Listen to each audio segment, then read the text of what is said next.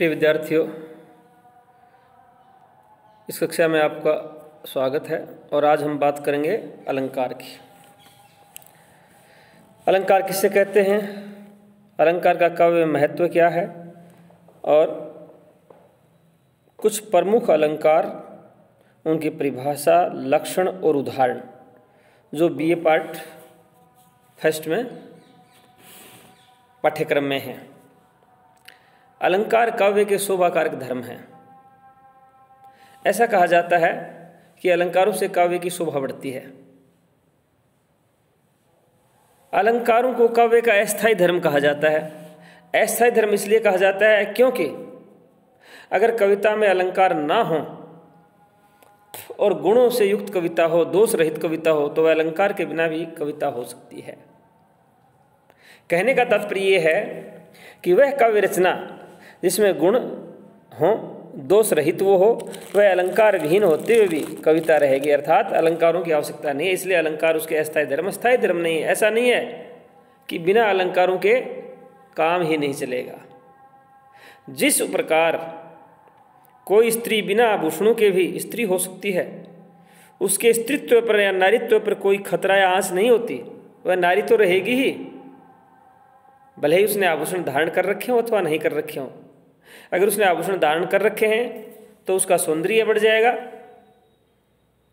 अगर नहीं धारण कर रखे हैं तो वह नारी तो रहेगी। उसी प्रकार से कविता तो रहेगी ही, भले ही उसमें अलंकार हो अथवा नहीं हो। काव्य के दो पक्ष होते हैं, भाव पक्ष और कला पक्ष। अलंकारों का संबंध कला पक्ष से है।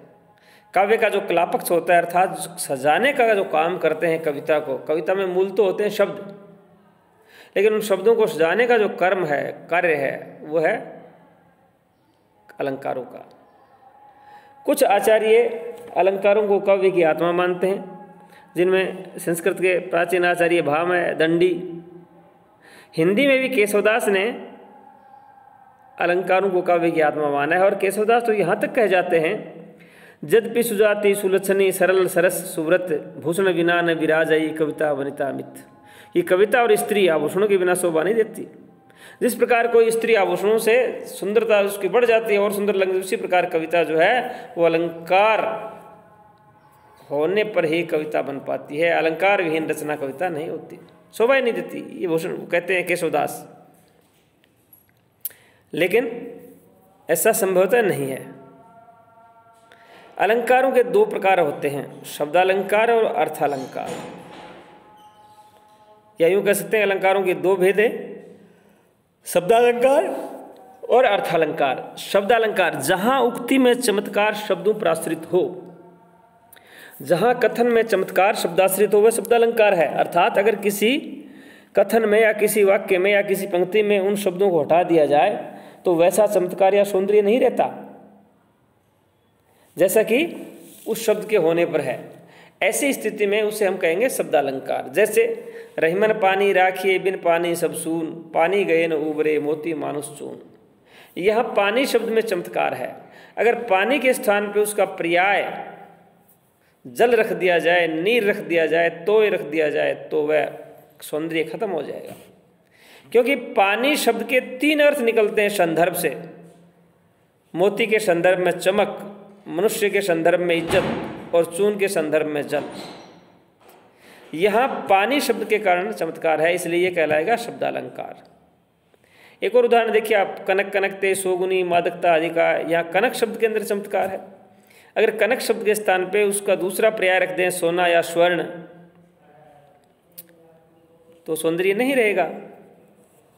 दूसरे प्रकार के होते हैं अर्थालंकार, जहां उक्ति में चमत्कार शब्द पर निर्भर नहीं होता तो अर्थ पर निर्भर होता है या अर्थ पर आश्रित होता है, वहां होता है अर्थालंकार। जैसे पीपर पात सरिस मंडोला, पीपल के पत्ते के समान मंडोला। यहां पीपल के पत्ते की बजाय और किसी चीज का पत्ता भी रख दिया जाता तो भी कोई फर्क नहीं पड़ता, क्योंकि चमत्कार शब्दों में है ही नहीं। चमत्कार तो इसका जो अर्थ निकलेगा उसमें है, कि अर्थ में बताया गया है कि पीपल के पत्ते जिस प्रकार हिलते हैं उस प्रकार मन चंचल हो उठा। ये होते हैं अर्थालंकार। एक कुछ काव्य शास्त्री एक तीसरे प्रकार के अलंकार की भी कल्पना करते हैं, वो कहते हैं उभयालंकार। जिस प्रकार विज्ञान में स्थलचर, नभचर, जलचर जीव होते हैं और एक ऐसे जीव होते हैं जो जल में भी रह सकते हैं और थल पृथ्वी पर भी रह सकते हैं, उनको कहा गया उभयचर। उसी प्रकार से कुछ ऐसे अलंकार होते हैं जिनमें शब्द में भी चमत्कार होता है और अर्थ में भी। जैसे कजरारी आँखियन में कजरारी ने लखात, यह कजरारी कजरारी शब्द 2 बार है, इस अर्थ में भी चमत्कार है और इसके अर्थ, इस शब्द में भी चमत्कार है और इसके अर्थ में भी चमत्कार है। खैर छोड़िए, इसको छोड़ दें आप उभयालंकार को। अब हम बात करेंगे मुख्य मुख्य अलंकार हमारे यहाँ कौन से।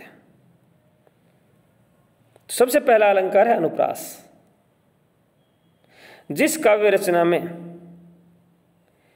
एक ही व्यंजन की 2 या 2 से अधिक बार आवृत्ति हो, एक ही व्यंजन की 2 या 2 से अधिक बार आवृत्ति हो और उस आवृत्ति से चमत्कार पैदा किया जाता है, वो कहलाता है अनुप्रास अलंकार। अनुप्रास में वर्णों की आवृत्ति से संगीतात्मकता होने लगती है, संगीत सा बजने लग जाता है। जैसे कागई कहाँ कपूर चुगाए, विष नहीं तजत भुजंग, कोटिन हो कल धोत के धाम, करील के कुंजन ऊपर वारो। कह की आवृत्ति कितनी सुंदर बन पड़ी है। यानी यहाँ कह की बार बार आवृत्ति होने से छंद की पंक्ति में, शब्द योजना में चमत्कार आ गया, इसलिए अनुप्रास अलंकार है। कुछ और उदाहरण देखिए आप। पे मुरली मुरलीधर की अधरा न धरो अधरा न धरोंगी। एक और चय की आवृत्ति देखिए, चारु चंद्र की चंचल किरणें खेल रही थी जलथल में। स की आवृत्ति, समय समय सुंदर सबे रूप कुरूप न कोय। इस प्रकार जहां एक ही व्यंजन की 2 या 2 से अधिक बार आवृत्ति हो, वह होता है अनुप्रास अलंकार। अनुप्रास के 4 भेद हैं। कितने भेद हैं? 4 भेद हैं। सबसे पहला है 6 का अनुप्रास। जहां वर्ण या वर्ण समूह है केवल 2 बार आए,